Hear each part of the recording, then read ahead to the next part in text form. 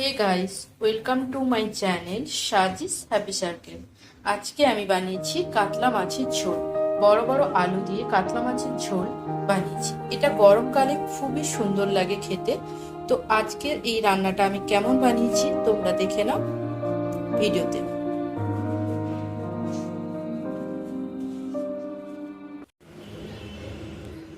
কাতলা মাছের ঝোল বানানোর জন্য যেসব উপকরণ লাগছে সেগুলি হলো বড় বড় করে কেটে রাখা কাতলা মাছ 6 পিস আছে, আর লাগছে আলু।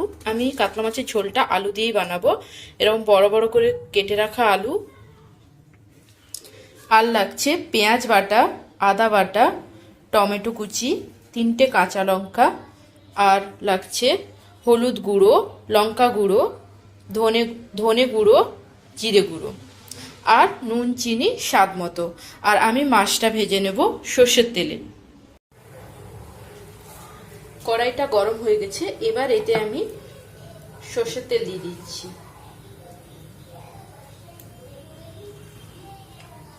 সর্ষের তেলটা গরম হলে এতে আমি মাছ ছেড়ে দেবো। তেলটা গরম হয়ে গেছে, এবার এতে আমি মাছ ছেড়ে দিচ্ছি।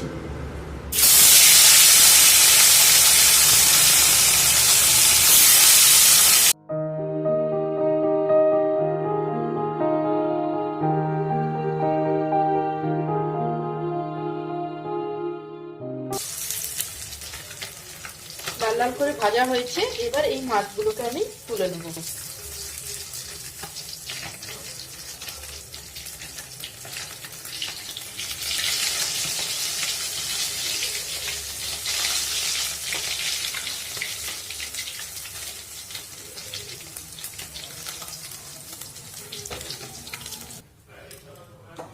এবার আমি আলুগুলোকে ভেজে নেব।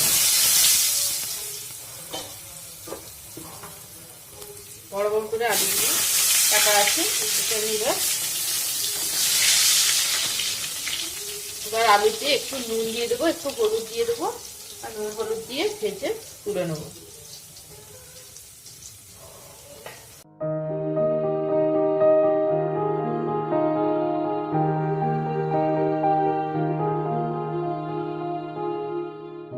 আলুগুলো লাল করে ভাজা হয়ে গেছে, এবার আলুগুলোকে আমি তুলে নেব।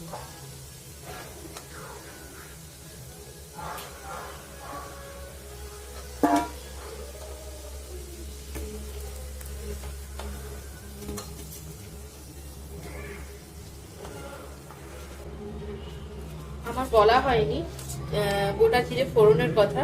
এবার আমি এই তেলটায় গোটা জিরে ফোড়ন দিয়ে দিই।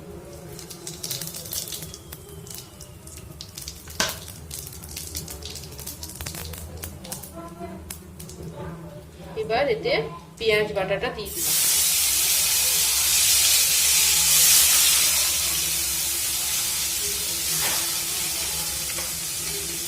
পেঁয়াজটাকে এবার লাল লাল করে ভেজে নেব।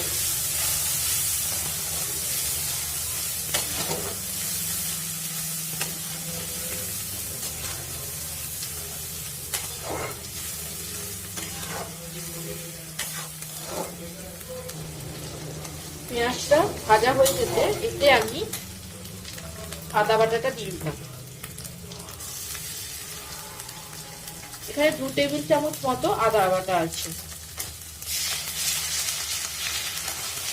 এবার আদাটাকে ভালো করে ভেজে নেব।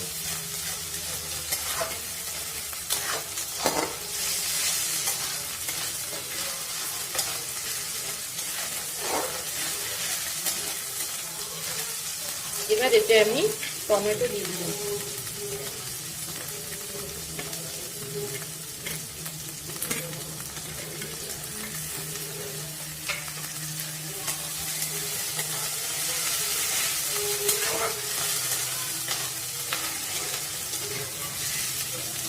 টমেটোটা যাতে তাড়াতাড়ি গলে যায় তাই জন্য আমি এতে একটু নুন দিয়ে দিলাম।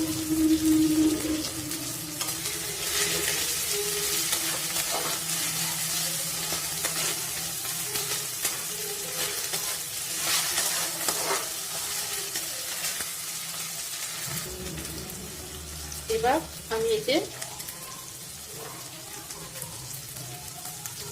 হলুদ গুঁড়ো, লঙ্কা গুঁড়ো 1 টেবিল চামচ মতো দিচ্ছি, আর ধনে গুঁড়ো, জিরে গুঁড়ো।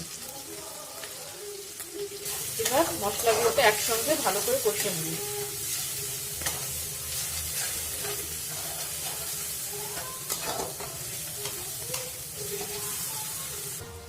মশলা থেকে তেল ছেড়ে গেছে, এবার এটা আমি আলুগুলো দিয়ে আরেকবার কষে নেব।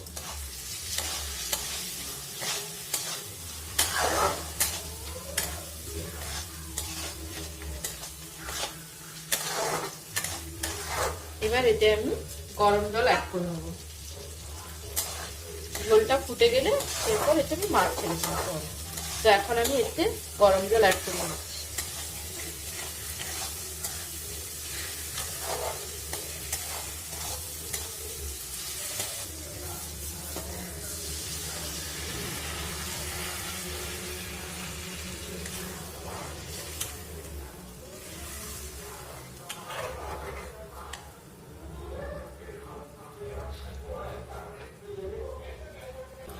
5 মিনিট মতো আমি ঢাকা দিয়ে দিয়েছিলাম। এবার ঢাকনাটা আমি খুলে নিয়ে দেখে নেব এটা সেদ্ধ হয়েছে নাকি। আলুটা আরেকটু সেদ্ধ হতে বাকি আছে।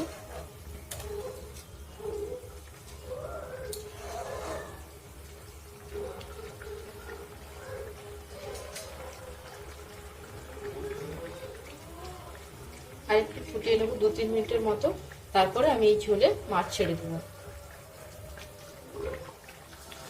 এবার এতে আমি মাছটা ছেড়ে দিলাম।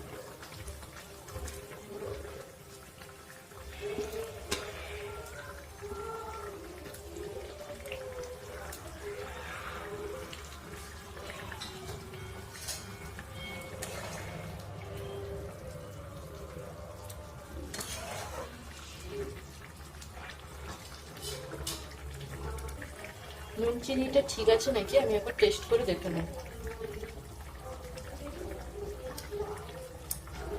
একটু নুন লাগবে।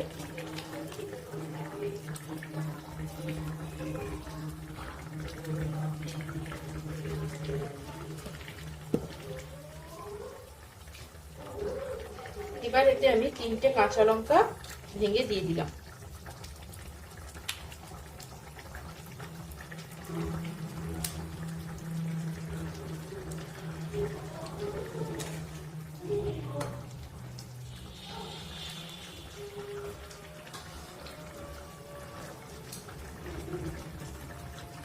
আপনাদের কাছে ধনেপাতা থাকলে ধনেপাতা দিতে পারেন, আমি ধনেপাতা নেই বলে দিইনি।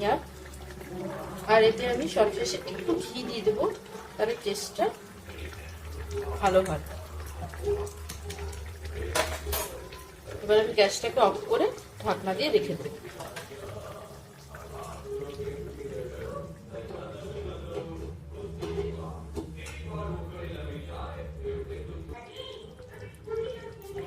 রান্নাটা আমি 5 মিনিট মতো আমি ঢাকা দিয়ে রেখেছিলাম রান্নাটা শেষ হওয়ার পর। তো এবার দেখো এত সুন্দর কালার এসেছে। এবার এটাকে আমি সার্ভ করে নেবো।